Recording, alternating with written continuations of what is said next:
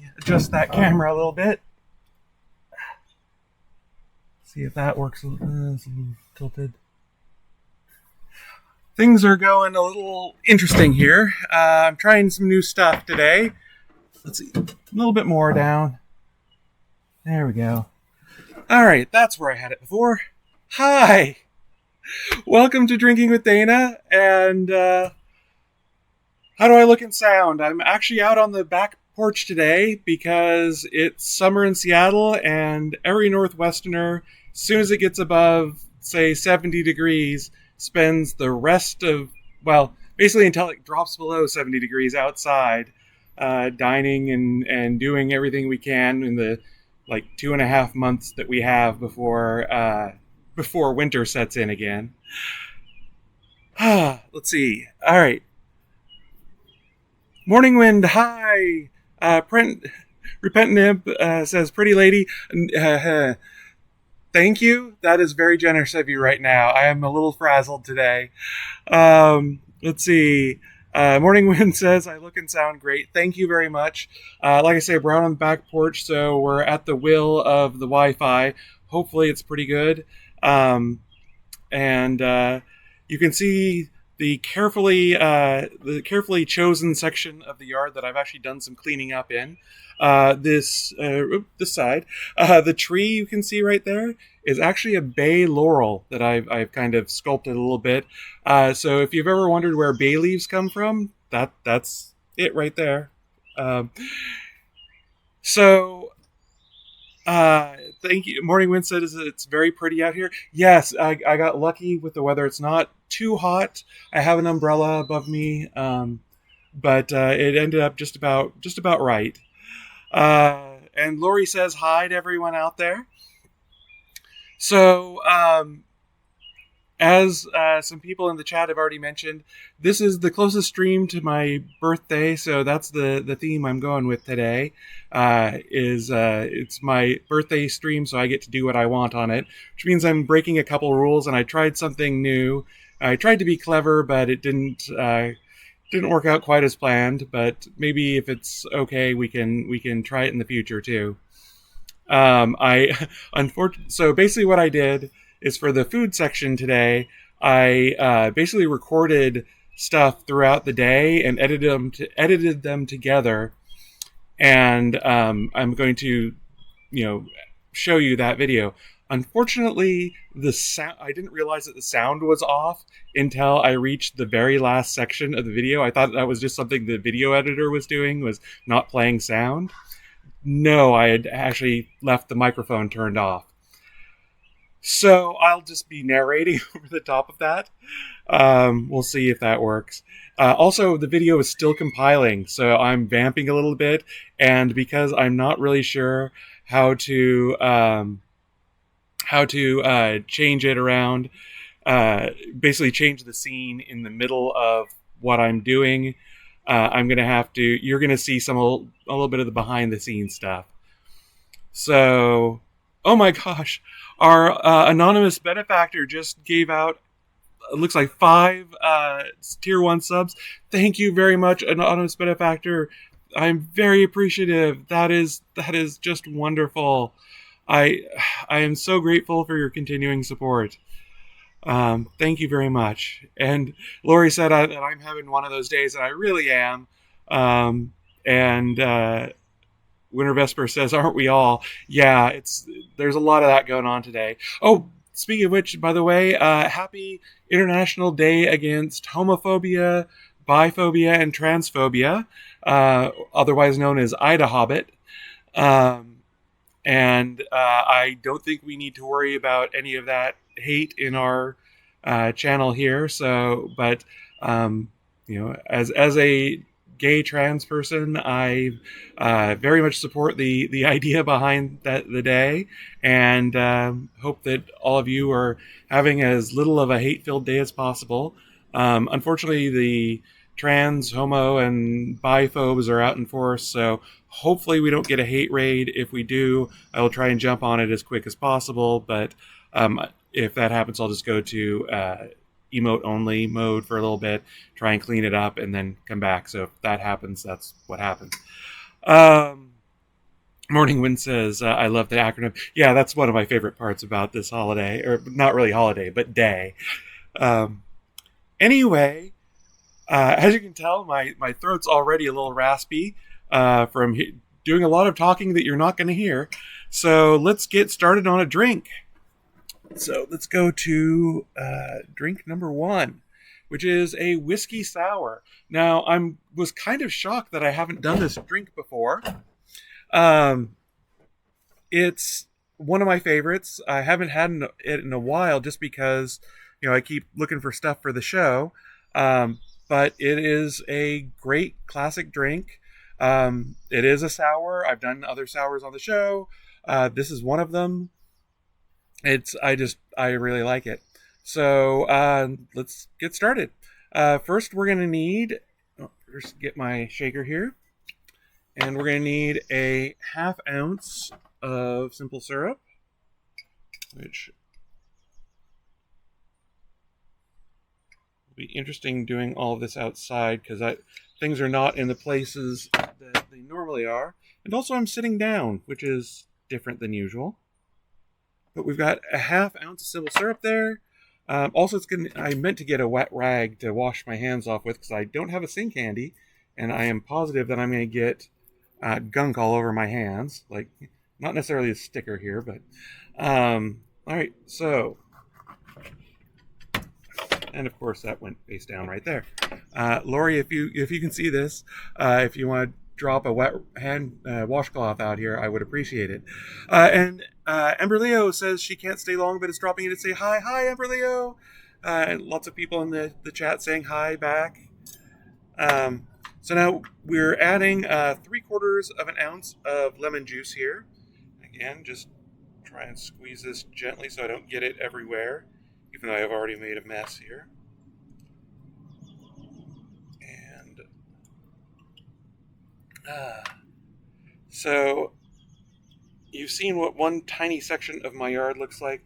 My plan is at some point, maybe if I ever get it cleaned up, to do like the full garden tour, let you see what it actually looks like here.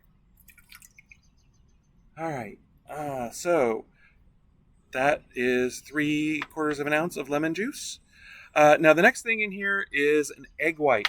So I do have a let's see, wait. Oh, I didn't give the history of the drink, so let me pause for a moment and do that. So, and one other announcement. Well, I'll get to the announcement later. So, whiskey sour actually officially dates back to the 1860s, but probably goes back way further than that.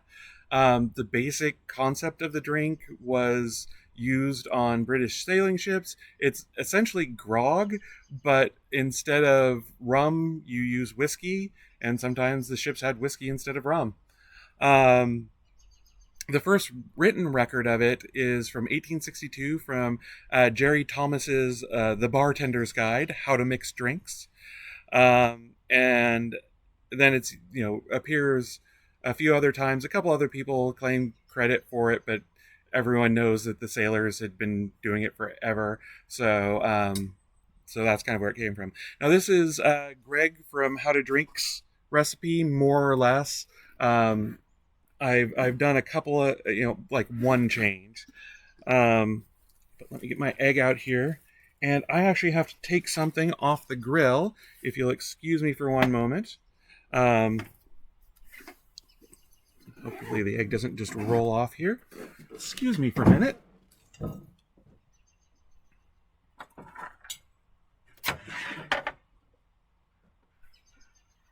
Yes.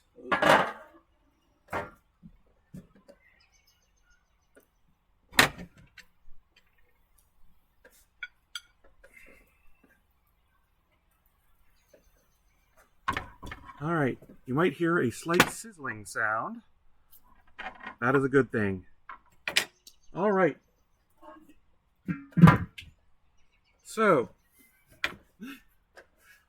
just for the record, in the video, this is where I took them off the grill. All right. Ember Leo says, for some reason, it's hitting me that watching How to Make Cocktails by the person I lived with for the year I turned 21, how did I not end up way more into this stuff? I wasn't as into it back then either. I was more of a wine drinker at the time. But interests change. Also, my hair is a mess.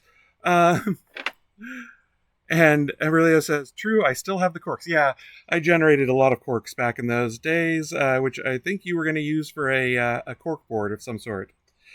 Anyway, so we need an egg white to add into this, and I'm going to try and crack it out here without getting my hands covered with egg and without breaking the yolk in here.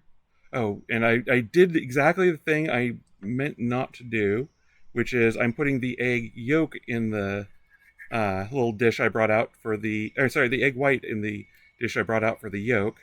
So let me just take a moment to pour that in our drink. So 1 egg white. And you probably don't need a full egg white, but, and I did get some egg on my hands and nothing to wipe it off on. Excuse me again for just one moment. This is going to drive me nuts.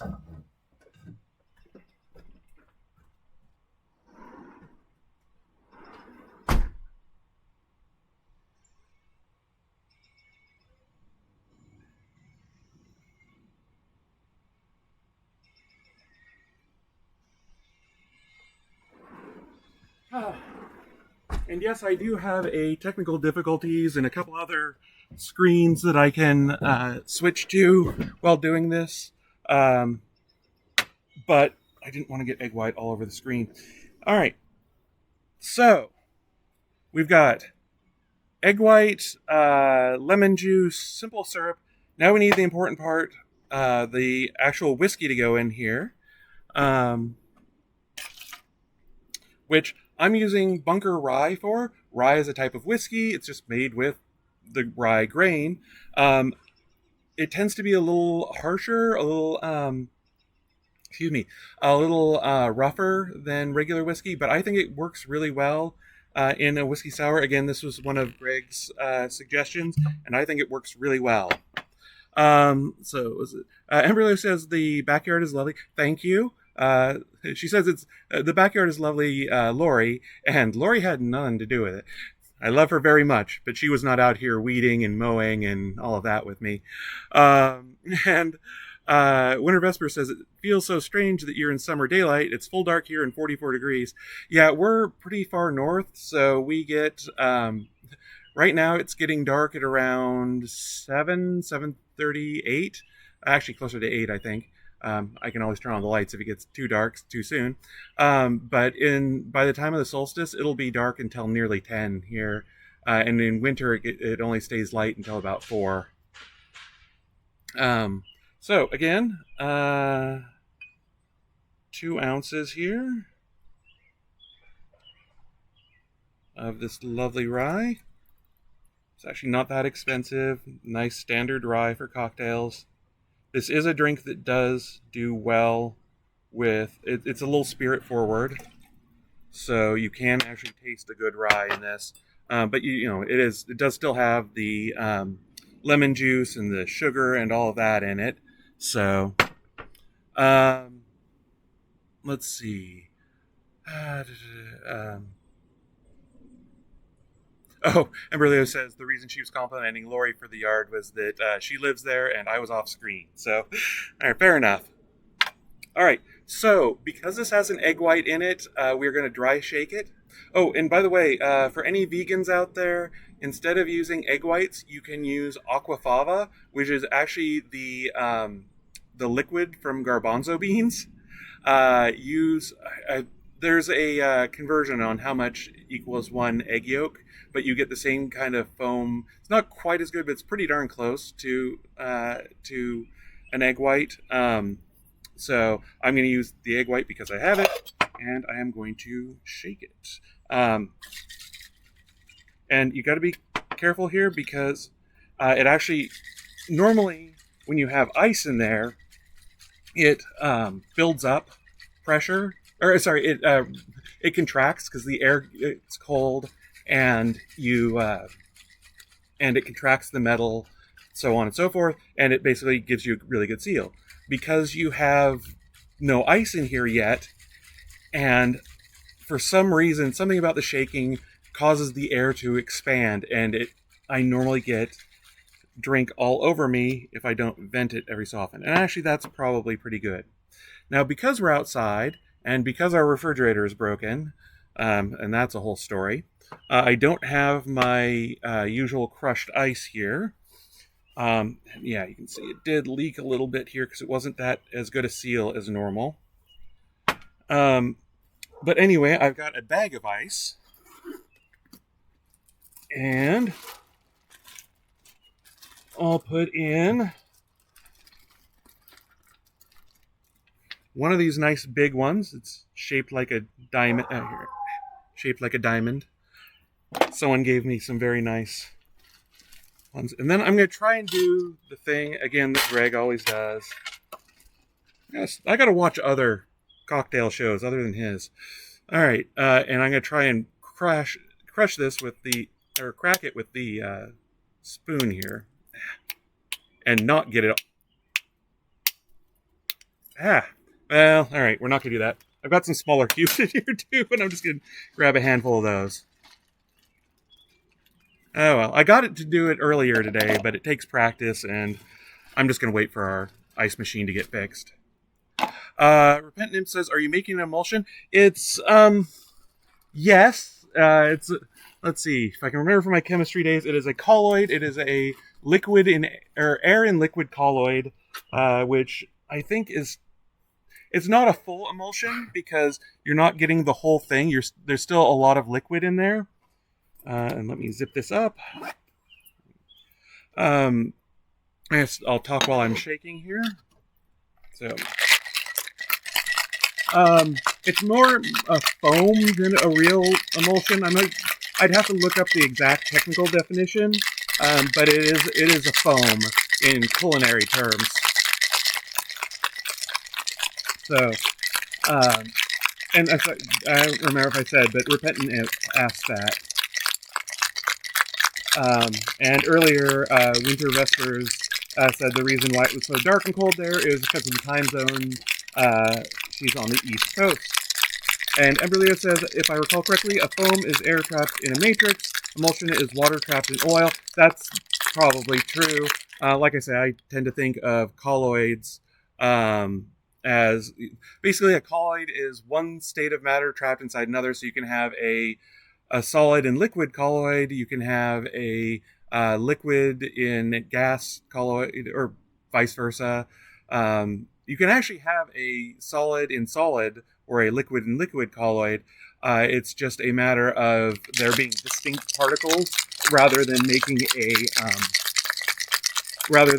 a solution. So let's pour this in and see how I did.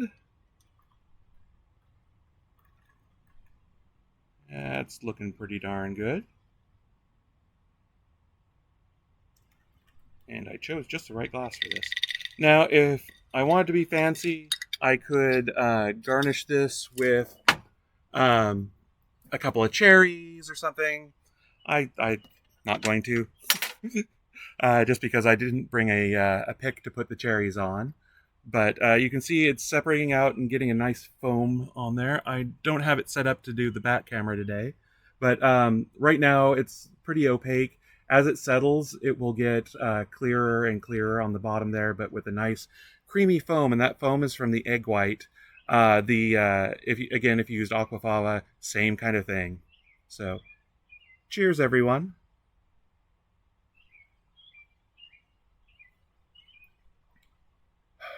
And it's lovely. It's actually a little more muted than I remember. Maybe I'm using a different rye, or I didn't do the. I think it was that I used to do equal parts of simple syrup and lemon juice, and this time I didn't. So it's not quite as sweet as I'm used to. But so you can do 3/4 of an ounce of simple syrups, 3/4 of an ounce of lemon juice.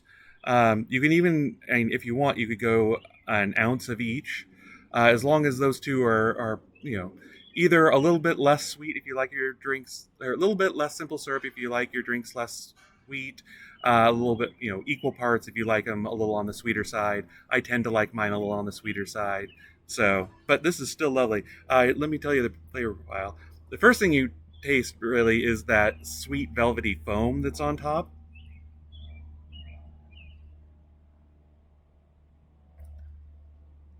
And really,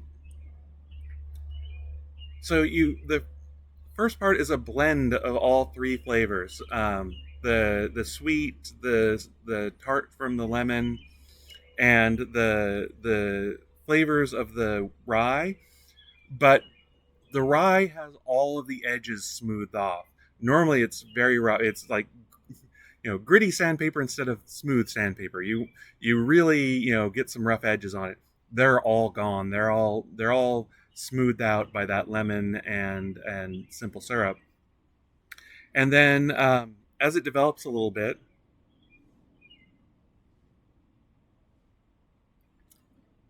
so yeah, there's that mix, and then the rye actually comes in stronger at the end. The lemon and the sweet kind of fade out, leaving the again very smooth version of the rye behind.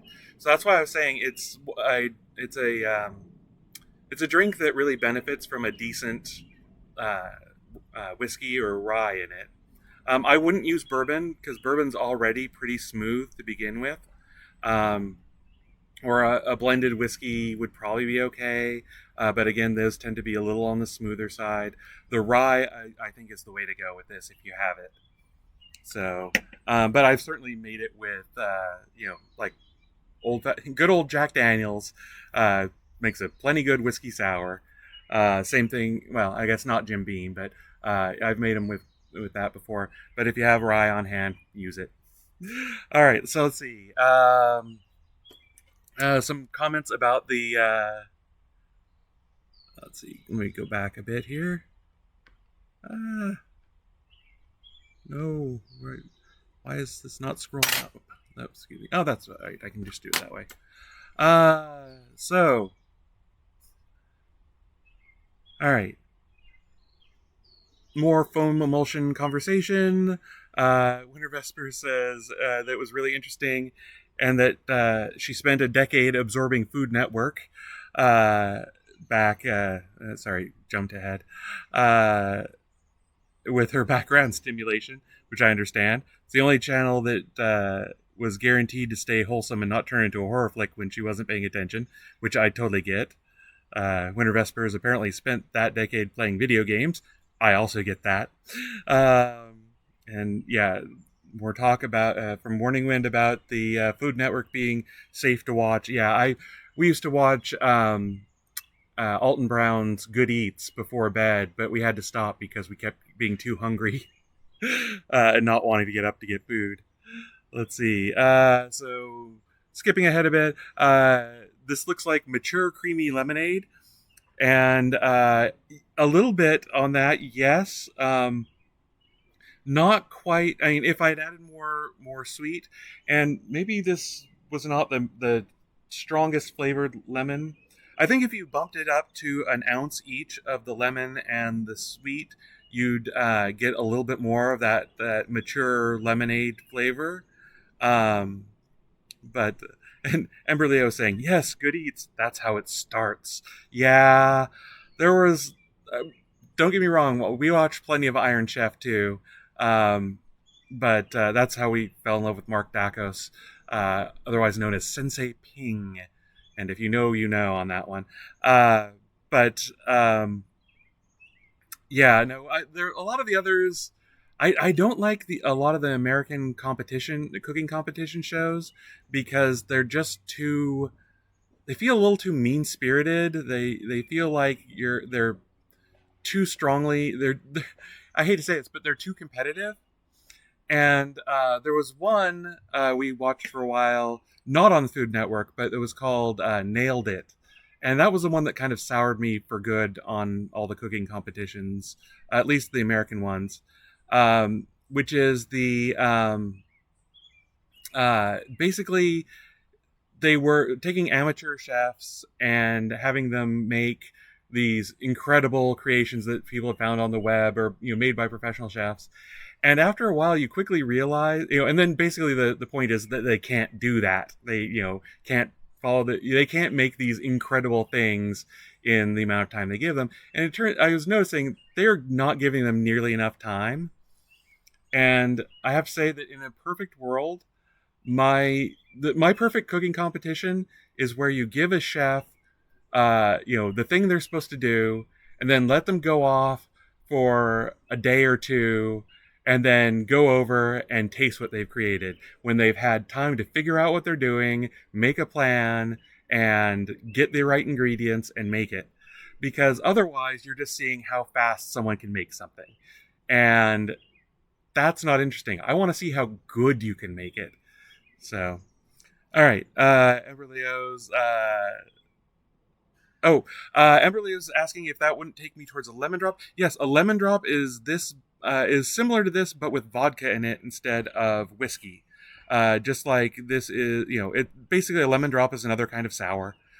Sours are incredibly versatile drinks. You can basically take, equal part, so like an ounce of an ounce of simple syrup, an ounce of a citrus, usually lemon, but you can also use lime, and then 2 ounces of whatever spirit you want, and you have a whatever sour. There's a pisco sour, there's a whiskey sour, a lemon drop is basically a vodka sour. And a lot of people use sweet and sour mix, which is basically half simple syrup, half citrus juice. Sometimes they mix half lemon, so like half simple syrup, a quarter lemon, and a quarter lime, and that's more common, I guess, for sweet and sour mix. Does a lemon drop still have egg whites? Not always. There actually no, it usually doesn't. That is for some reason a whiskey sour thing. And by the way, you can make this without the egg white or aquafaba at all. That's how I make them for years. It's actually rare that I bother to get the egg white in there. But then again, I don't have these as often as I used to. So yeah, no, there's no reason to have the egg white in there if you don't like them. I know Lori doesn't like egg whites in her drink. She thinks they're weird and icky. So, which is perfectly valid. Let's see. Repent Nymph says, I have a different take on Nailed It. To me, it was making fun of the absurdities of certain other competition shows, but the contestants weren't in on the joke. But if the contestants weren't in on the joke, I'd feel very differently. So I would say first 3/4 of the first season, that's kind of what I felt like too, is that you tried, you couldn't do it because, the people who made these were amazing, originally, the people who created these photorealistic things that are actually cake are, professional pastry chefs with all the time in the world. After that, though, it felt a little bit more like the judges were actually laughing at the contestants, and that I didn't like.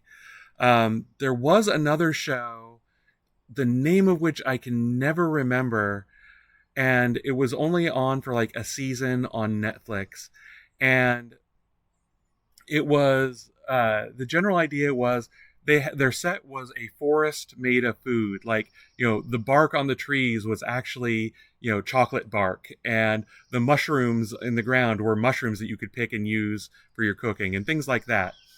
And the judges were the gods of cooking up on high. And it had a very fairy tale theme to it, but it was all of the contestants they would stop and help each other out because they wanted to see, and they had plenty of time to cook what they wanted. That one I really liked, but of course it didn't last. So, all right, let me check something really quickly here. And by the way, all right, it's up to 92.8% compiled. And I'm slightly worried that it's blank there, but we'll find out what's going on. and yeah, and I can never remember the name of it, and it's impossible to look up fairy tale cooking show because you get like weird anime and stuff. Um, and by the way, your take on Nailed It is perfectly valid. That was my take on it, and that was why I stopped watching it, and why I had once Good Eats went off the air, I kind of went off of cooking shows in general. Um, I do catch the occasional thing on YouTube, but um, and now that I'm doing this show, I don't want to, I talk about how to drink stuff all the time because that's kind of the gold standard of YouTube cooking or drinking shows. He has, he's a professional movie editor, so his stuff's gonna look and sound fantastic. Um, although Greg, if you're listening, which he isn't, but if he is, stop doing stunt drinks where it's just to make you, just so people can see you make a bad face and you tell them how terrible this drink is. Don't I hate see, and I know that's what brings in the views. That's why I love my audience to death, but there's a reason why there's only a few of you out there because I want to make stuff that you actually want to drink, um, and I love you all and thank you for being here. I really appreciate you. Anyway, but yes, if I ever start doing I'll do stuff I've never tried this before, and hopefully all I'll say is it's not for me. But if I ever start saying stuff like, oh, this is so terrible, it's the worst thing ever, stop me, wrap me with a rolled up newspaper. Um, so, because I want to make stuff that you want to drink. All right. Let's see if it's done compiling yet. 99.3%. All right. So, I'm going to move to the food thing here. And what I've made today are Trader Vic's spare ribs, barbecued spare ribs. And the thing is, normally I try and do all of my cooking on the show. And the problem with these ribs is they take all day to do. And it's not all day cooking. It's, like a half hour here and a half hour there and, 15 minutes here or that kind of thing. And so I've never really done them. This time I figured I would record all those snippets throughout the day and edit them together and then just play them back for you. And I could take a break and sit and drink my drink and kibitz with you in the chat. Unfortunately, I forgot to turn the microphone on at the start of the show or start of the recording, and I only remembered it at the last segment. So I'm going to narrate over the top of this if I can get it to work. And so wish me luck. I've never actually done this before. And like I say, because it was compiling, I took the ribs off in the middle of the show. I put them on right before everything started, which is why I got a little bit of a late start tonight. So that's why it's having to compile now. Lessons learned for next time. And if, next time I may actually, give a, try this again, but do things a little bit differently. So, all right. I am going to, let's see, double check, and it is done. Great. So, wait, now I have to save it to my computer. Oh, okay, no. It's already there. And I'm going to go back to the camera only, and then if this causes things to, oh, wait a minute. Oh, wait, good, I can, okay. Let me, yes, I want to remove that. And I want to, oh, shoot.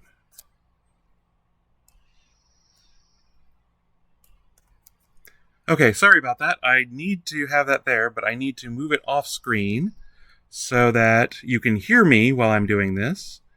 All right, and then, how do I do add source? It's been so long since I set all these up. Here we go. there, and I need to do a media source. There it is. And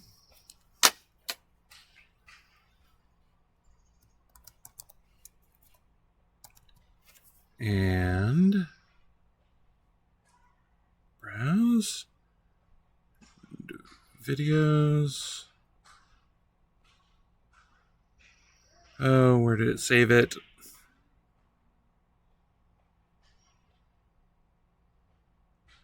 Save it here. Well, crap.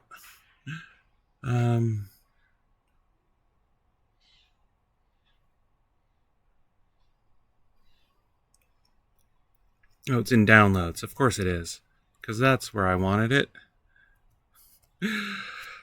All right. So even after nearly a year of doing this, I am still kind of a neophyte on OBS. So there we go. There I am. Is it? Can you all see the video playing? And hear me still? Please? I hope. Okay, good. Morning Wind says yes, they can see. All right, so this is me. First thing in the morning, as you saw, at 11:36 this morning, with the rack of ribs there. And the first thing you have to do with all of this is, I think the first thing I said was thanking Dana from the future for introducing her. But so the first thing you need to do is basically cut your rack of ribs in half. And, well, I'll tell you about that in a bit. Oh, I do remember one thing I said this morning, which is normally with this recipe, it calls for 2 racks of ribs. So I'm halving everything as I go through and doing this. And grabbing a giant knife to cut it in half, as I mentioned. The recipe calls for 2 racks of ribs, which they say is 4 pounds. And this whole rack of ribs is like 3.5 pounds. So I probably could have made more sauce, and more stuff to go in it. So what I'm showing you right now is the silver skin that's on the bottom of the ribs. And I am, it's a membrane that goes across the underside of the rack of ribs. These are baby back ribs, by the way. And you sort of get a thumbnail underneath and can kind of just peel it off. Like you're peeling a banana, except not that easy. And this is actually one place where having slightly long fingernails does help, because you can really kind of get a fingernail under there. And then, but once you've got it started, you can really just peel it back, and that's what I'm showing you at the moment. And you see, that's the membrane being peeled off. And yeah, that's the membrane. Oh, I'm saying that there's a little bit of fat stuck to that. I just put the membrane in the bag that I took the ribs out of, because it's easier that way. Easier to take it out to the garbage. And I'm doing the same on the other side. On the bigger end of the ribs, it's a little harder just because at one end the membrane goes under the meat, but it's not that big of a deal. And if the membrane splits when you're trying to pull it, just pull both halves off. Sometimes that happens. Sometimes it's split when you get it. But what you're doing... Oh, and Ember Leo's heading out. Thank you for showing up, Ember. Nice to see you again. All right, so yes, narration here. Okay, the reason why you want to do this is because what you're doing, basically, liquid's not going to penetrate that membrane, and as it cooks, it's going to tighten up and get harder, and you're not going to want to chew through that. So, basically, what you're doing is exposing the meat to the sauce that you're going to cover it with, and make it easier and easier to eat later on. And as you can see, went kind of under the meat there. I got most of it though. Again, you shouldn't have much meat stuck to it, but if you have a little bit of fat stuck to it, that's no big deal. So, now washing my hands because raw pork. Raw pork is a lot less dangerous than it used to be, but it's still a good idea to wash your hands with soap after handling raw pork. Um, let's see, what else am I saying? I'm just yammering on at this point, as per normal. Okay, so drink time. Okay, so now I'm going to make the sugar and salt mixture in the bag, just in a regular quart-sized plastic bag. That's one of the reasons why you cut these in half, is so they'll fit in there. And again, I'm doing a half batch, so I'm actually adding a quarter cup, and then I'll add 2 tablespoons. And you'll see me check the sign in a minute or so, because I can never remember if it's, well, I can always remember that it's 4 tablespoons to a quarter cup, but I always think that I thought that it might be 3, so I have to double check and verify that I'm right. Anyway, what this is going to do is it's going to pull some of the moisture out of the, what am I doing? Oh, I forgot the salt, and then I'm realizing some of the sugar stuck to the spoon, so I'm rinsing that out. Let's see. But anyway, it's going to pull some of the moisture out of the ribs and make them cook a little quicker, and be a little more tender when they're done. Basically, instead of waiting for all of the moisture to evaporate out of the ribs, out of the meat, it lets you basically go immediately to rendering the fat out and dissolving that collagen, which gives barbecue that nice unctuous flavor. The nice, the thing that's kind of, I don't want to say oily, but it's the thing that makes barbecue melt in your mouth, I guess, is the best way to put it. Anyway, so again, I put 1 tablespoon of salt in there because I'm having this, and now this is just me putting putting the ribs in the bag with this, and apparently having some problems with that. I got new bags recently, the zip top ones for the gallon bags instead of the ones that you just push together. This one actually has a zipper on it. So what I'm doing also is putting them so that the top of the ribs face the outside of the bag, and the bottom of the ribs are facing one another at the center of the bag, and that's just because it's easier to coat the outside of the ribs that way, because you can use gravity to do it. Also, over time, as it pulls that moisture out, it will basically dissolve the sugar and salt into a liquid.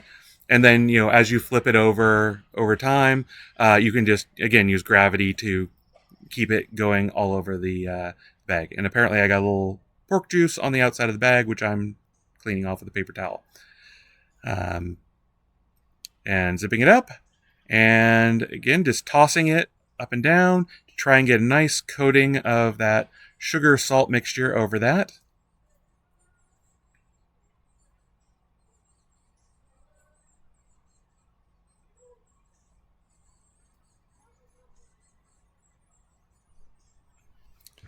And I'm realizing if I had had more time, I could have put like silent movie captions over this. Maybe I'll do that for the YouTube release. Probably not, though. I'm very lazy. All right. So again, just tossing it to coat, being long-winded as normal.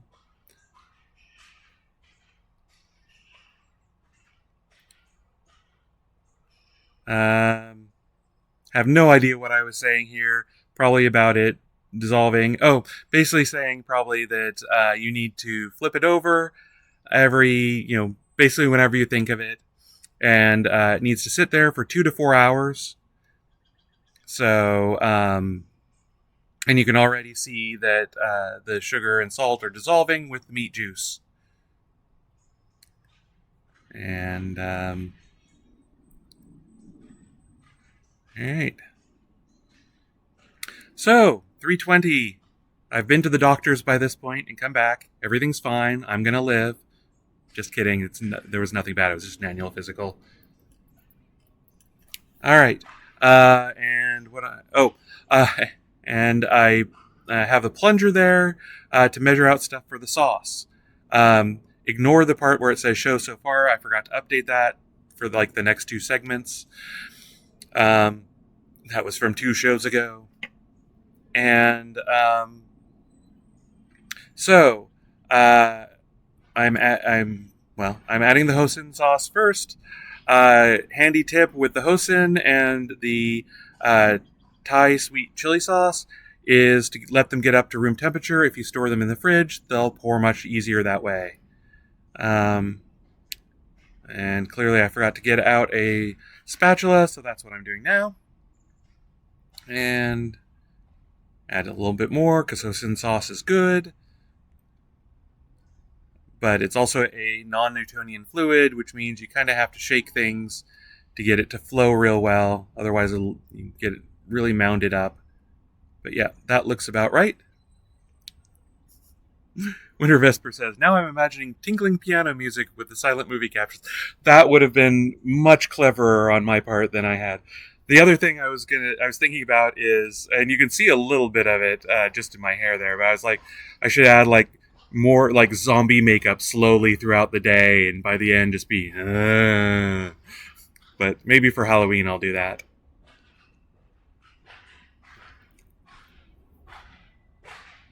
All right, that's soy sauce I'm adding in there. 2 tablespoons. You would add a quarter cup if you're using 2 racks. And again, and actually, to be honest, I might have wanted a little more sauce than I ended up with because it's a pretty big rack of baby pack ribs. And the sweet chili sauce. Again, got it to room temperature, so it's going to flow a lot quicker than I expected. Winter Vespers and Morning Wind approve of my makeup idea. Zombie makeup idea. So you never know what happens in the future. Like I say, this whole thing of recording a day long thing and then editing it together, not. I think it's got legs, but I think I'm gonna have to do some things a little more cleverly than I did here, just because I wanted the ribs ready more or less when the show started, so they could rest while I was doing stuff. But unfortunately, that meant I had to, compile and everything as I was working. So, or as I was broadcasting. And that is not ideal. And also, actually having recorded audio would have been clever of me. So, let's see. I've lost track of where I was. Oh, that was me realizing that I should have added the sugar and that I had to wash and really dry the tablespoon there so I could reuse it. And I'm going to discover that I didn't get it quite dry, but almost all of the sugar got in, just a little bit stuck to the spoon. That's me getting it out, as I am wont to do. Morning Wind says, this looks so delicious. Wait till you see the final product. And again, knife, cutting up some garlic. I'm using 1 clove instead of 2. Actually, I'm kind of glad you didn't hear this part because I was kind of yammering at this point. At this point in the recording, it had gotten up to about 80-some degrees in the kitchen, and I was getting a little on the warm side, and a little bit addlepated. It's been a very busy week so far, and next couple, or at least tomorrow, is going to also be busy. So. All right, so that's me. Oh, that was me cutting the end off the garlic clove, which I forgot to do earlier. Morning Wind says, I think the sauce would make any food yummy. Yes, that is true. But the nice thing about this is uh, it caramelizes and reduces down, and it is absolutely delicious.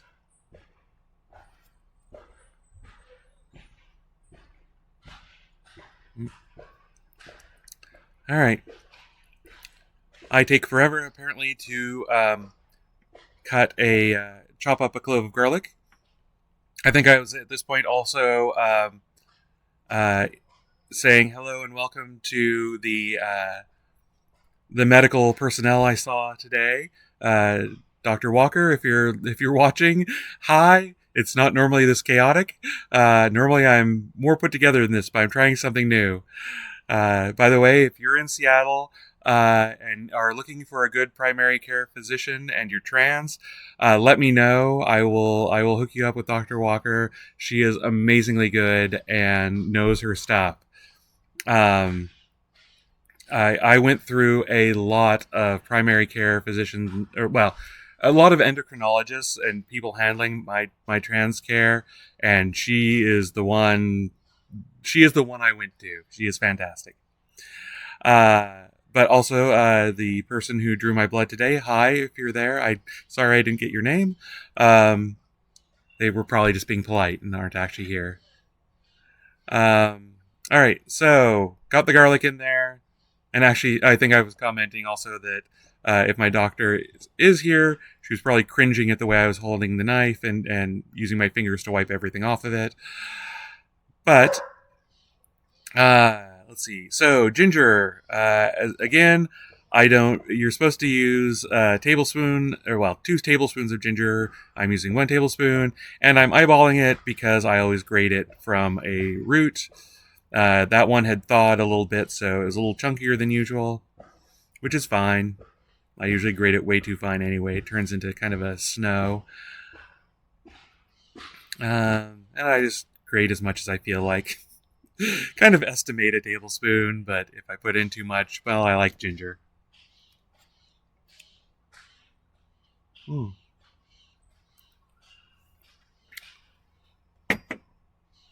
Let's see. Yep, still grating ginger.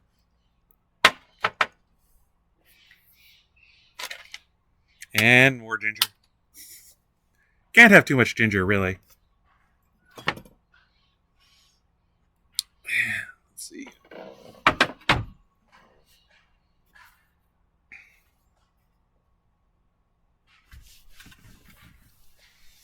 All right. Did I finally finish up that? What am I doing now? Oh, I used a spatula to get it off the grater this time.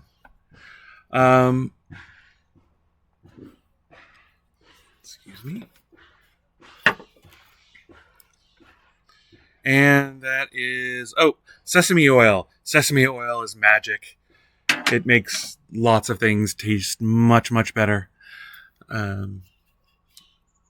Sorry, I'm starting to move things around so that I will be so I'll be able to do the next bit. All right, let's see. Oh, and I just put in as much black pepper as I felt like, which was roughly a quarter teaspoon. Again, half teaspoon for the full 2 racks. And then I'm just using the spatula to stir it up because it was there. And that's when and then once we're done with this, it's about 3:30 at this point, which is about the time I'm supposed to take the ribs out of the fridge.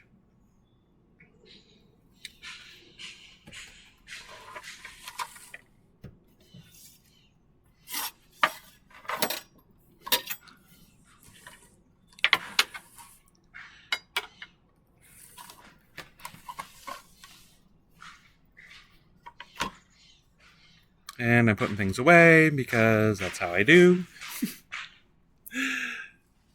Yeah, I'm really wishing I did have the tinkly piano music over this and the title cards and everything. That would have worked great.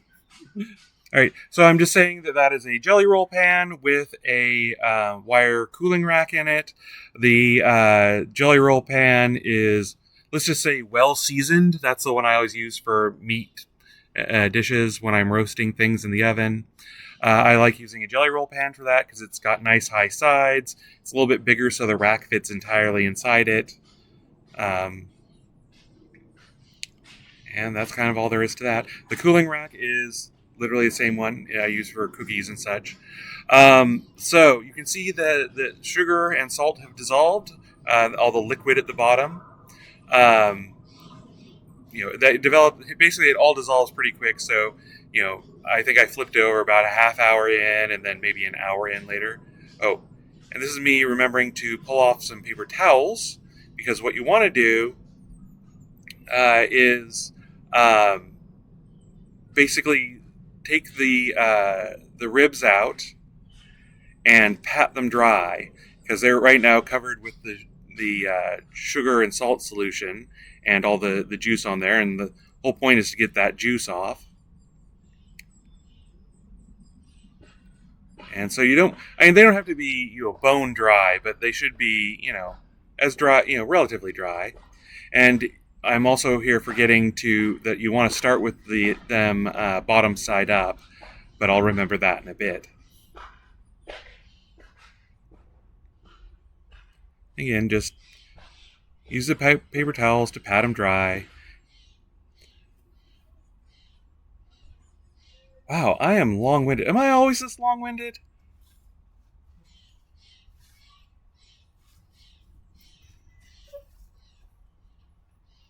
All right.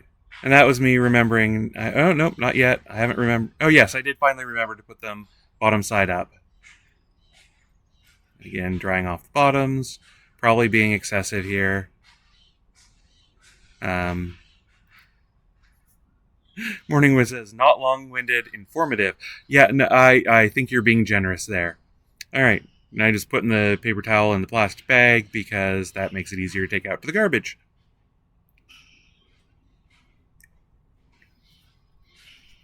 Winter Vesper says, long-winded requires you to be uninteresting.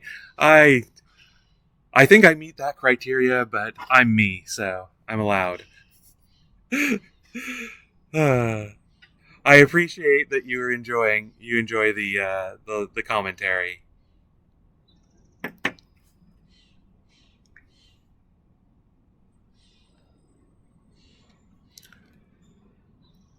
Also, hello to all the folks who have not been commenting. Azure Dragon, I saw you comment earlier. Sorry I didn't say anything about it.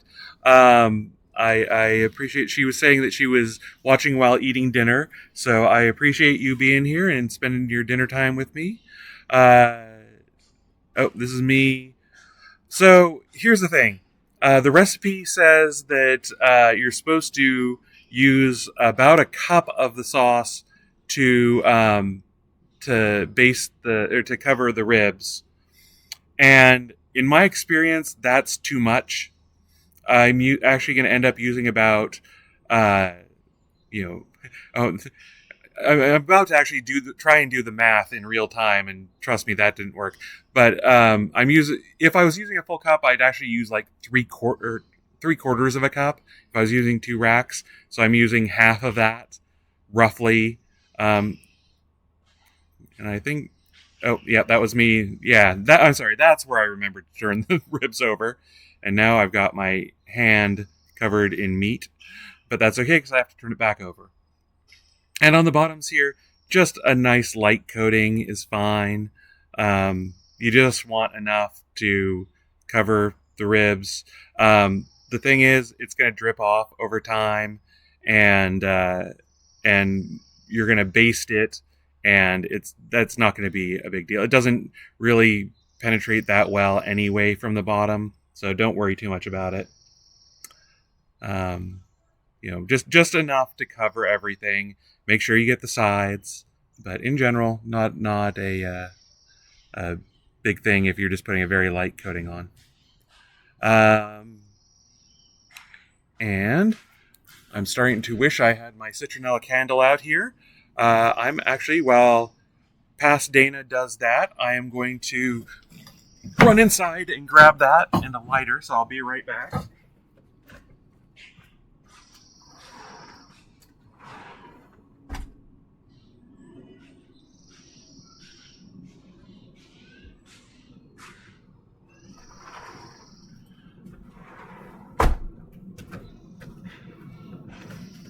All right. Back again. Also, thank you to everyone who's watching but not commenting. I appreciate you, even if you're don't feel up to chatting. I often lurk in folks' streams myself, so I still appreciate you being here. Um, what did I just do? Oh yeah, sorry. Um, there we go. Uh, Repentant Nim says, I think you perceive this as long winded because you're currently watching and narrating. Typically, you're cooking and broadcasting simultaneously. That is, you're just right. Thank you. I appreciate that.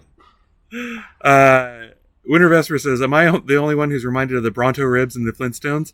That's a future episode. I wish. Actually, no, those would be beef ribs, which are good, but not really my personal favorite. I am a baby back rib fan, and for this sort of faux Polynesian style, they're pretty much required. Some reason I don't think this would work as well with beef, although you're welcome to try it. You'd probably have to make a lot more sauce because beef ribs tend to be a lot bigger, and you'd have to adjust the cooking times. Speaking of which, I never really did talk a little bit about the history of all this stuff. Obviously, these are from the Trader Vic's restaurant. Trader, I just lost his name. Vic Bergeron is the person known as Trader Vic. One of the original tiki folks, and as you know, we have a very strict policy on tiki stuff around here. I'm actually doing 2 tiki things in this episode, and I'll talk a little bit more about that later, but it is my birthday, so I get to do that. As is, the standard disclaimer, tiki is problematic. Tiki culture is problematic because it exoticizes real living people, and with very little regard to their actual culture and beliefs and lived experiences. Also, it tended to do bad, sort of exploit the people while making money off their backs. On the other hand, it created a lot of very tasty things. So I'm going to get a little bit more when I get to the next drink about that tiki culture, but just realize that this has nothing to do with Polynesian culture, and Polynesia isn't really a thing. Oceanic culture, tropical culture, and the culture of any given place. It's just that it's made up by it's made up by white guys to make a buck. But they knew how to cook and make drinks. So what I just did there was I poured some water in the pan, and I probably should have poured twice as much in. But that's going to catch all the drippings and make it easier to baste. Something has changed with ribs over the years, and it's made it so they do not give off as much fat. It makes it harder to baste them. So that I always put the water in the pan to keep it moist and to make it easier to baste them. So this is half hour in. You baste these ribs every half hour. Towards the end, I do it every 15 minutes. And you go for an hour and a half to 2 hours. So this is me half an hour later, about to baste the ribs. And of course, talking. Lots of talking.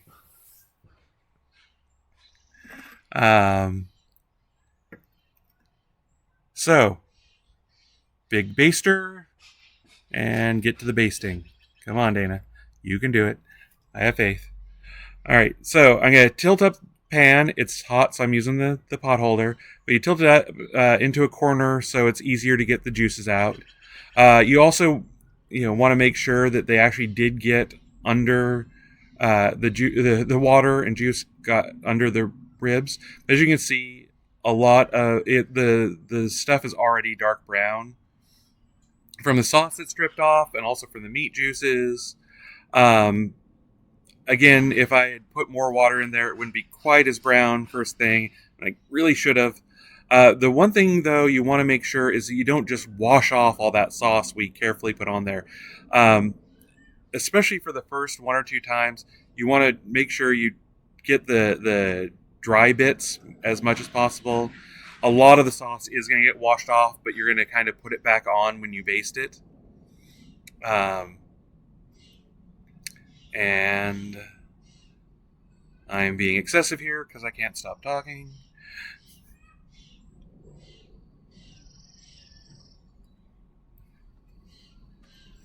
But yep, that's pretty much all there is to it. Just make sure all the dry bits get wet, and try not to wash off all the sauce.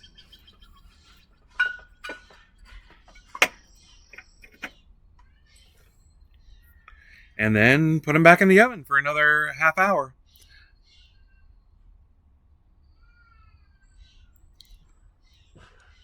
I honestly have no idea what I'm saying at this point.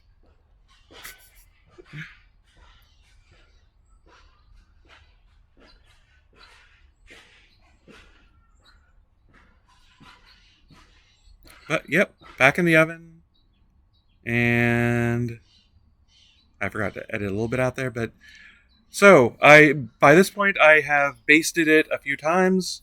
That's the here I am outside. So I pulled them out of the oven after they were done cooking. I let it go for shoot. I guess I'm gonna have to narrate through all right. the whole thing. I was kind of in a hurry by this point, so some of the time marks are missing. I thought I had it set up so what I'm gonna do had little question marks out in the corner. But side, anyway, and I'm gonna put the ribs on the other. I'm putting them again upside down on the grill. Up. The grill is already started at this point, but all the coals are on the opposite side. I'm showing you that basically the tops are nice and browned and look really lovely. The bottoms are still kind of pale and gross. I'm just setting that down there for a minute so that I can get the sauce that we made earlier. And again, put a nice thin coat. This is the sauce that we saved out. Oh, there is. I'm sorry. I will shut up then. I forgot. This is where I figured it. And of course, it is very hot out here, so I am roasting. But that is the price we pay for good food sometimes.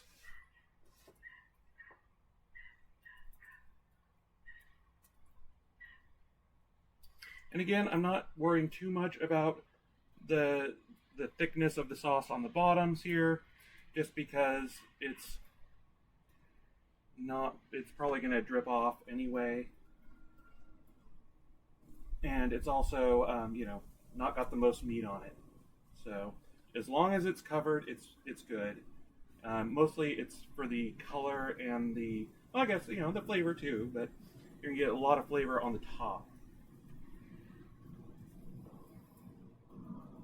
Lori and I have a joke that, actually, I stole it from Jeff Foxworthy, I think. What did I just do? Oh, here it is. Which is, women don't sweat, they glow.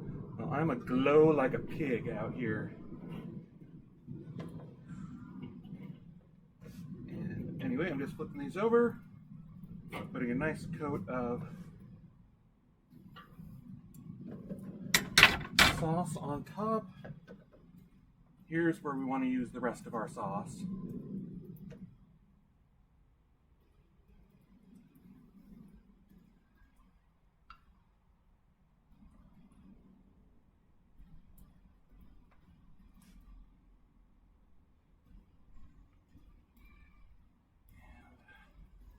Just a nice thick coating on here. Now, in a perfect world, I would probably have had a little extra and put on a second coat after this. Really solidified on here and make it, and have a really lacquered set of ribs. But these were a little bit too big for that. Again, make sure you get the sides.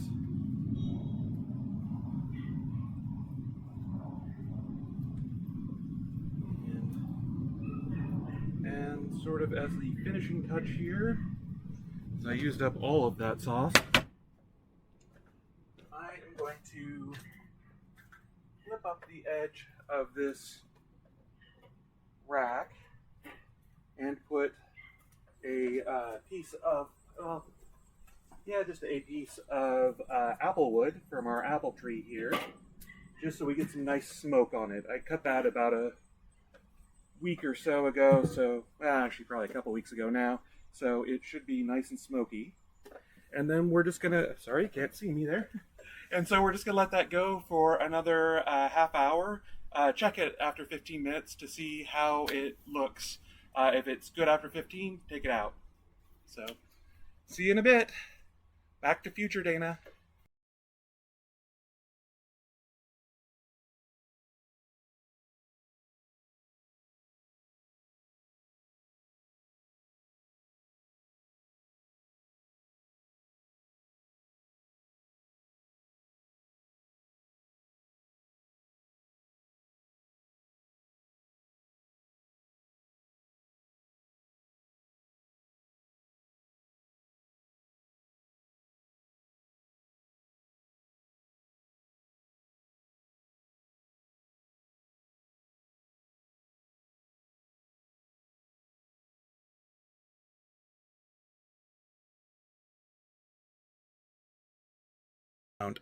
There we go. Sorry about that. I've been having problems with that all day, haven't I? All right, so basically I was just showing you the ribs. They're that nice golden brown, nice lacquered sauce on there, completely caramelized.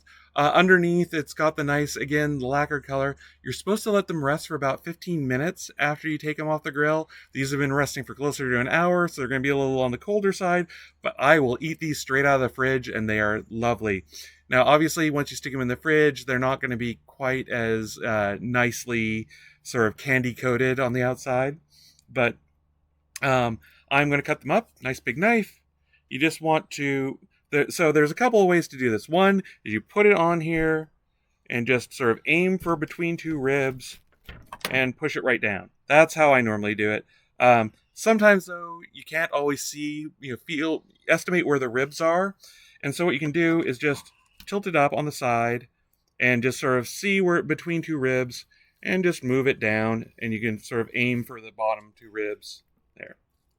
And actually, I'm almost worse at doing it that way, but that will get the job done. Now, I'm gonna do a taste test. I'm gonna do one of the center ribs here because the end ribs are the best, and having that as my test rib is almost cheating. So, now I will warn you, these are messy. So I should have saved them to the end when I didn't care about my makeup anymore. But I'll bring you some more napkins. Oh, Lori is going to bring me some more napkins. Thank you. If you could bring me I've got a wet paper towel here, so just falls off the bone, nice and tender. That sauce is lacquered on and just, like I say, almost candy coated on there. It is a it is a sweet sauce. It's got, it doesn't have, when you think tropical, you think like coconut and mango and that. It doesn't have any of that, obviously, but it does have a lot of flavor. The bits that are a little on the blackened side here are the best. As you can hear, Lori has joined me out here. I'm actually going to cut a piece off just so I can tell you about that. We should show it too. Oh, I should have showed up, but oh well. Here, no. It looks like this, only better. Yeah, it's like I say, it's got all that rendered collagen, so it tastes fatty without being greasy, and just loaded with flavor. Like I say, normally I would have preferred to put a second coat of the sauce on there, but because this was a large rack of ribs, I just ran out. And maybe I should have saved more from before, but that's how these are. They're just, I'll serve these as a meal with some potato salad usually. My mom's potato salad recipe is in a future episode.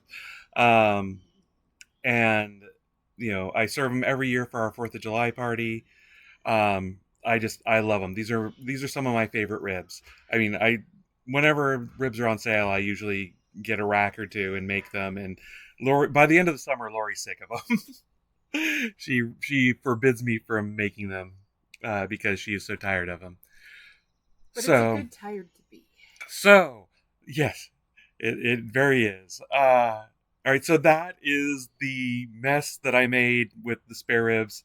I think there were some lessons learned, and we will. I'll set those there for right now. We will revisit the concept of video in the future. Would you like me to take the ribs inside? Yes, please, if you could. Hello, everybody. Lori says hi if you didn't hear her. And Morning Wind says they look delicious. They really I'll are. be back for the other plates so I don't get lost. Sounds good. And yes, there is a whole nother. That's the thing. That was half a rack. This is the other half right here for later. So you can see that easily is a meal for 2 people. All right, so clean up a little bit here, and then I will go for the Mai Tai.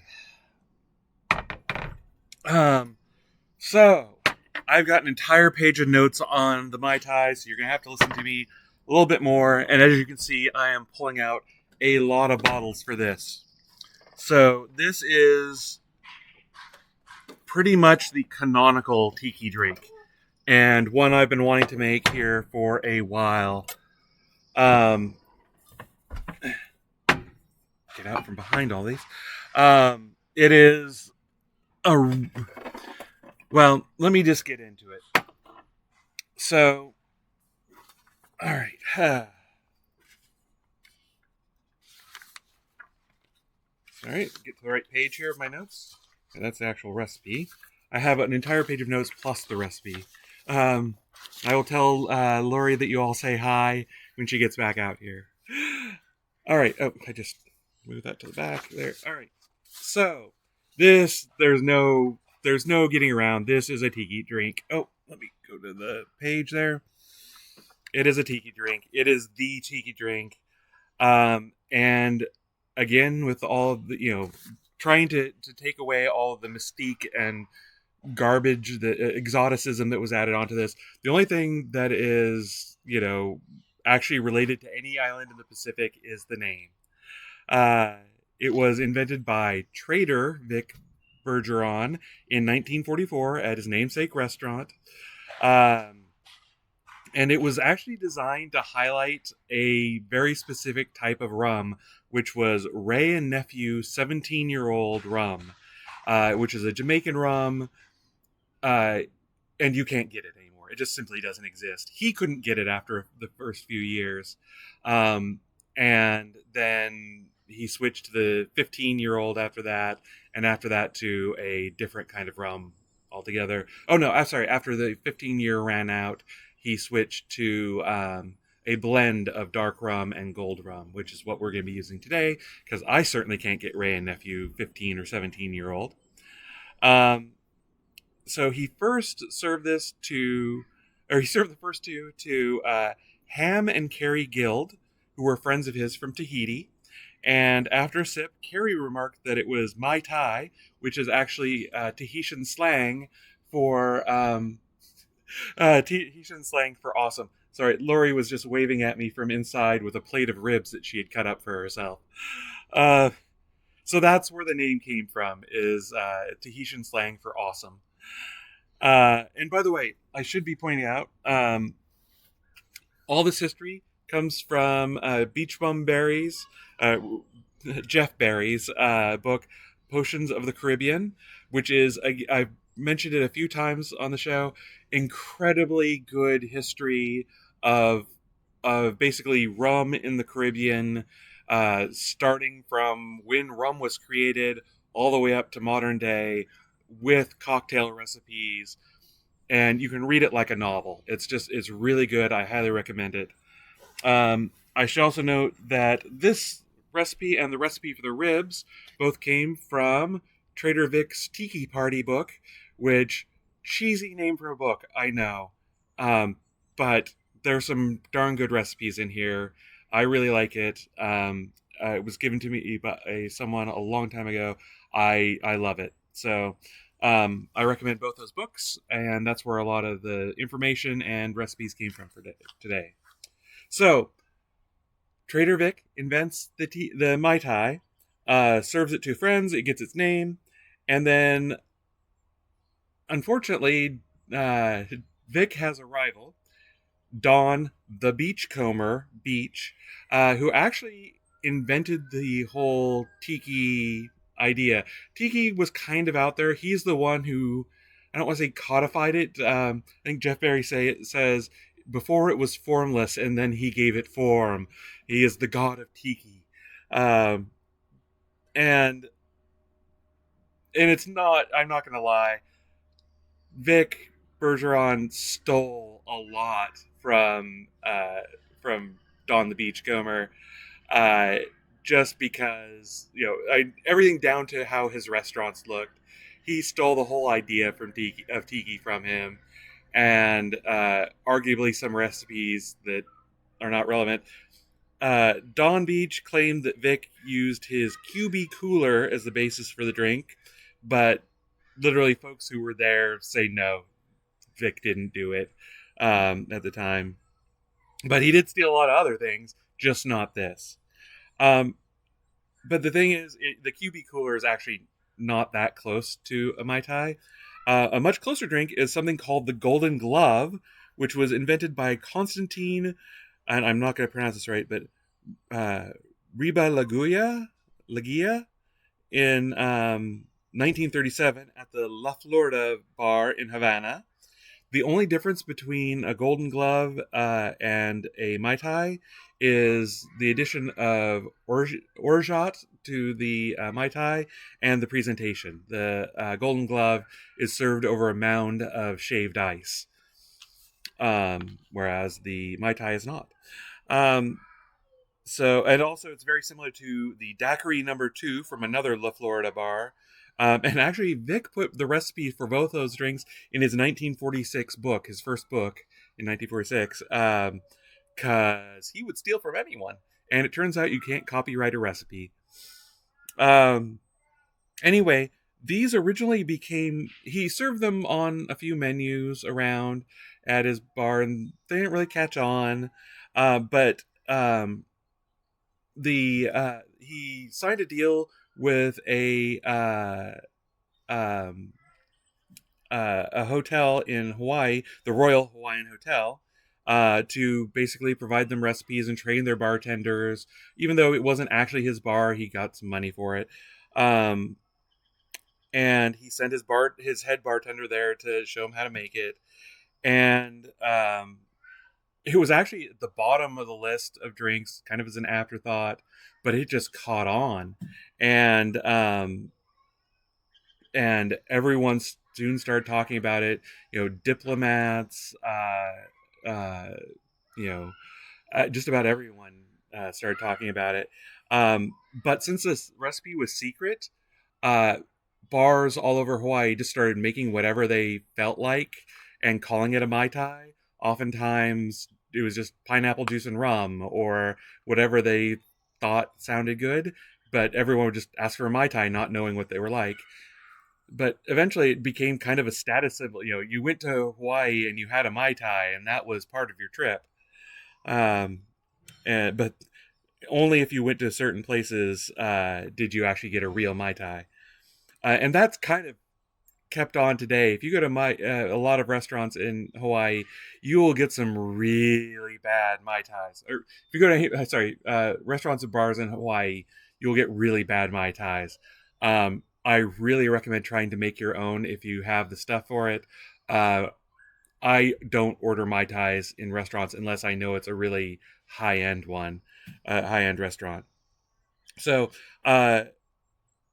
Vic actually got sued, Don, the Beachcomber, actually got sued by Vic in 1970 for making a bottled Mai Tai mix, and there is a lot more backstory to this. By this point, Don the Beachcomber had gotten divorced and given up his restaurants to his ex-wife, and it was this whole thing.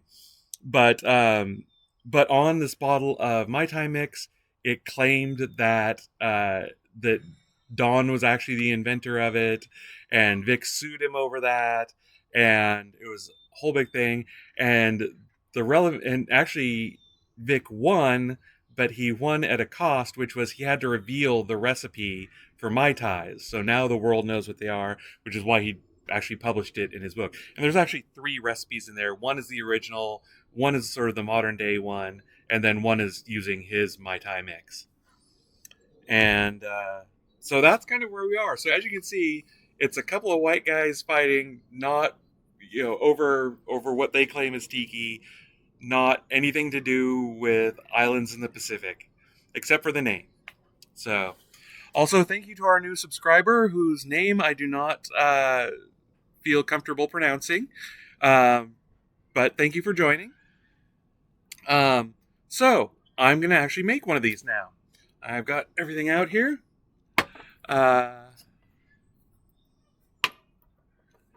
And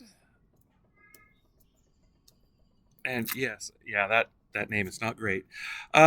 So first thing we need, and I did not unfortunately put these in usual ordering. There's so many of them. I just wrote them out of the book.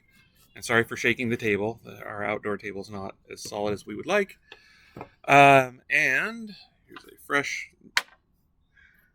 measuring cup or measuring glass. I need a 1/2 ounce of lime juice.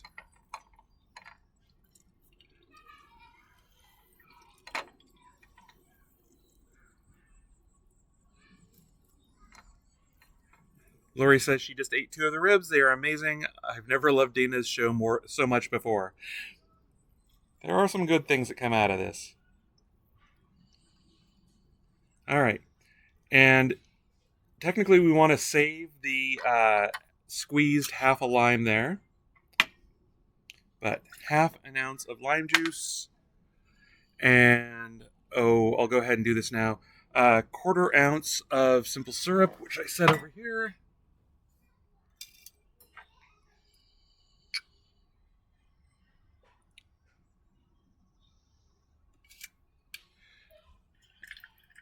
And then we want a 1/4 ounce of orgeat.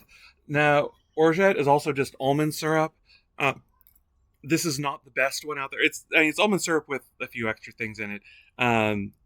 But I use Torani because it's shelf stable, and I don't use enough of it to justify anything fancier. I don't want taking up space in my fridge. I don't want it to go bad in 2 weeks and throw out like most of a bottle of it. Torani works fine for me. There are some others that are way better, or you can actually make your own. It's a pain in the butt, apparently. I've never done it. I am very lazy. So, Torani works fine for me. There are other brands. I recommend investigating that if you like. That is more than a 1/4 ounce. Ah! My bartender spoon just went flying. All right, where am I going to pour the excess here? I'll pour it in with the egg over there, which is now fused to the table.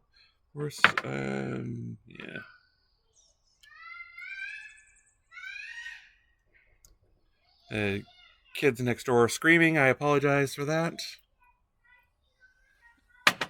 All right, so that is a 1/4 ounce in there.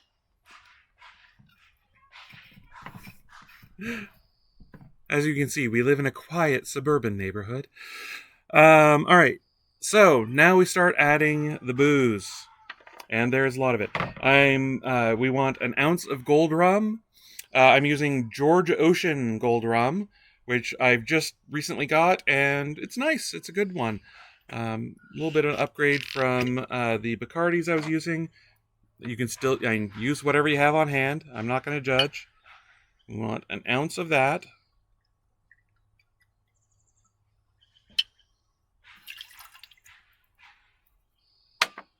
And an ounce of dark rum.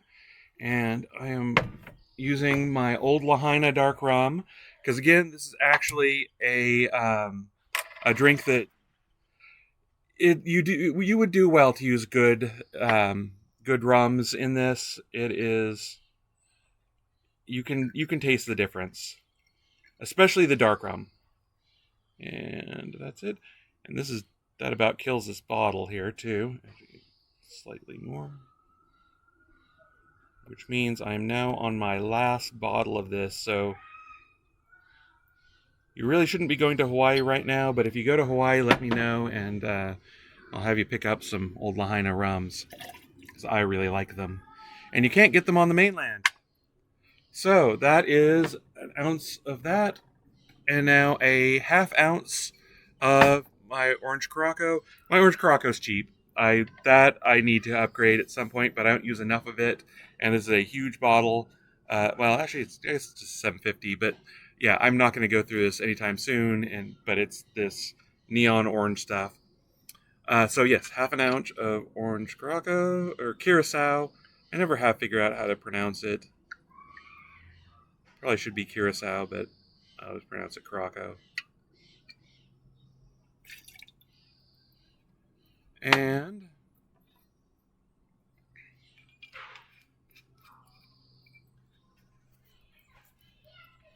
wipe off the edge there. All right, so let me check my list here. Ounce of gold rum, ounce of dark rum, ½ ounce of lime juice, ½ ounce of orange Curacao, quarter ounce of simple syrup, quarter ounce of orgeat syrup, or orgeat, however you pronounce that one.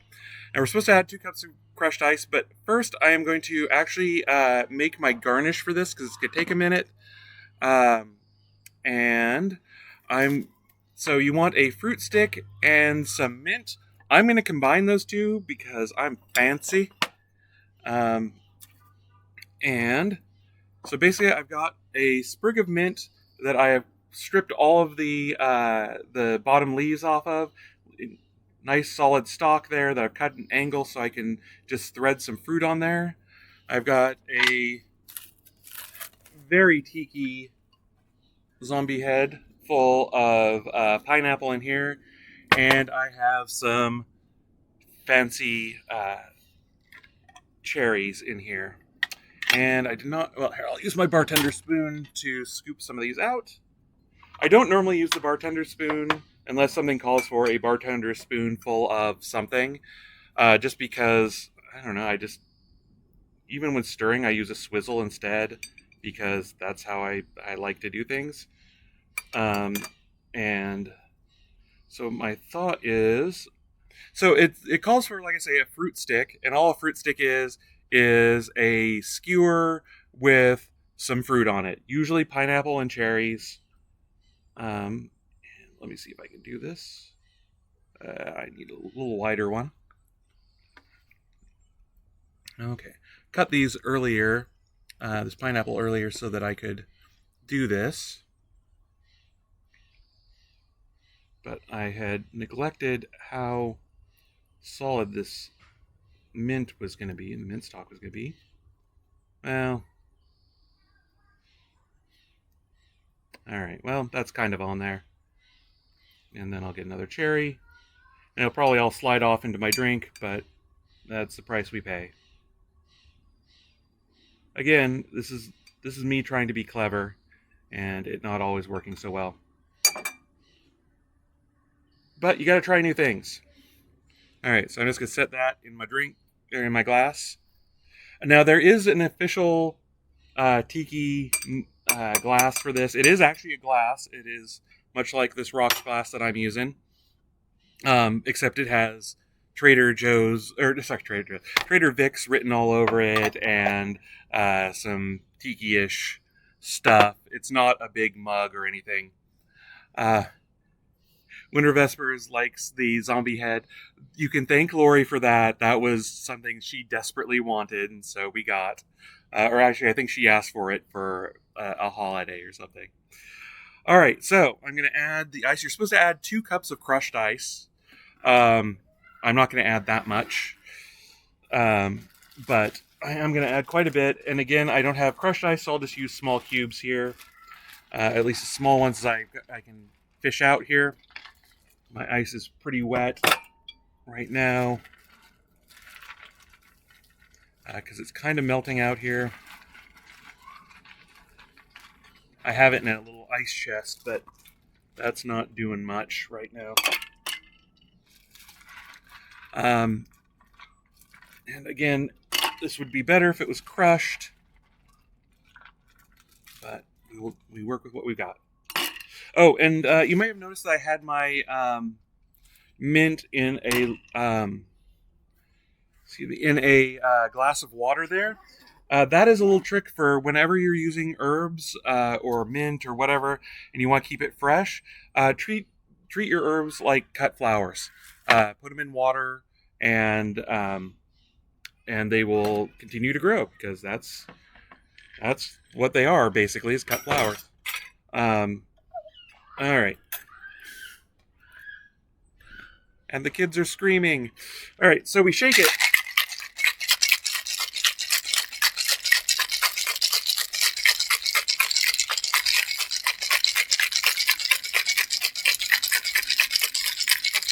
Don't have to shake this one quite as long because there's no egg white in it.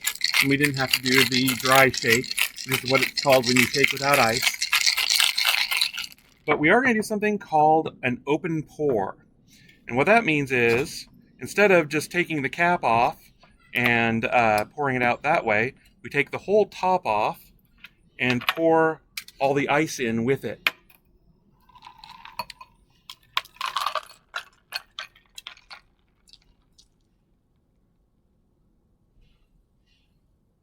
And there we have it. A Mai Tai. You get the P on the glass there. Here we are. And that brown color is from the dark rum. You're just always gonna have that.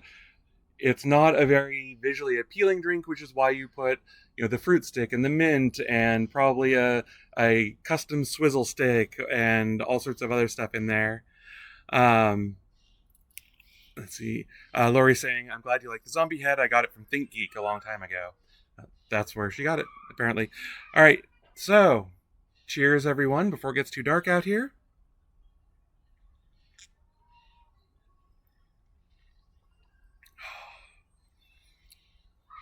It's such a good drink, everyone.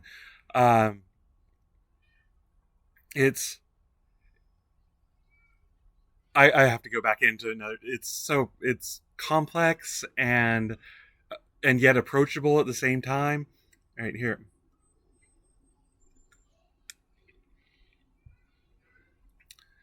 So you get the citrus right off the bat, and it is tempered with the sweetness from the simple syrup and the orgeat, and then it fades into that caramel and molasses and almost a nutty flavor from the rums, and then it goes, well, I guess that would be from the almonds as well, but then the almonds really come to the fore, and it's almost like marzipan for a bit, and then it keeps going, and you keep getting slightly different flavors of that marzipan taste just lingers on your tongue, but it changes a little bit, and you get a little bit of like lime in there for a second. So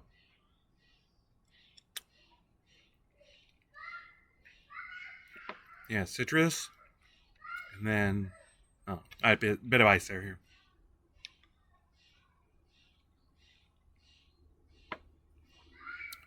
Yeah. So citrus, and then into the caramel and molasses.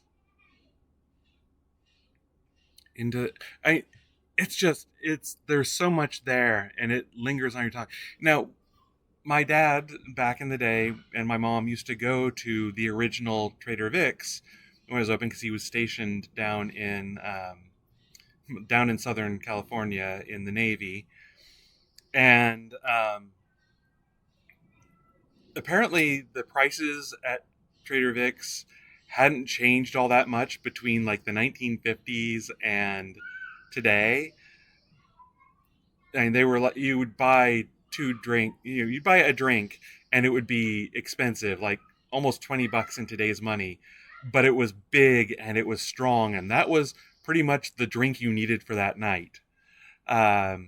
And when we went there together in more modern times, the drinks were smaller and they weren't as strong and they didn't use as good of alcohol. And that has to do with it being a chain thing as opposed to one guy trying to show up another guy with how good of drinks he could make. Um, and I think that's kind of the aspect of tiki culture that I do admire. I wish that they hadn't, tried basically stolen other people's culture to do it. But the part that I think we can admire is the craftsmanship that went into making these drinks, and just the stories behind them, like the spite between these two guys trying to one up each other and stealing from each other and then trying to prove the other guy stole. And that part is interesting. The rest of it, like I say, I love some of the art that was produced in the tiki style, but you just can't get around the fact that it was stolen from someone else's culture. So as I always say with the tiki stuff, enjoy. It's up to you whether you can separate the art from the artist, as it were, the food and the drink from the culture. If you can, that's great. If not, you're probably a better person than I. There's a lot of good food and drink out there, and I appreciate you letting me share some of it with you and indulging on my pre-birthday. Birthday isn't till next week, but this is the closest show to it, and next week's gonna be busy. So until I see you all again, cheers. Thank you for joining me, and you'll do some more of these outside as the days get longer and longer. And I hope to see you soon. Thank you all for joining me again. All right. Take care, everyone.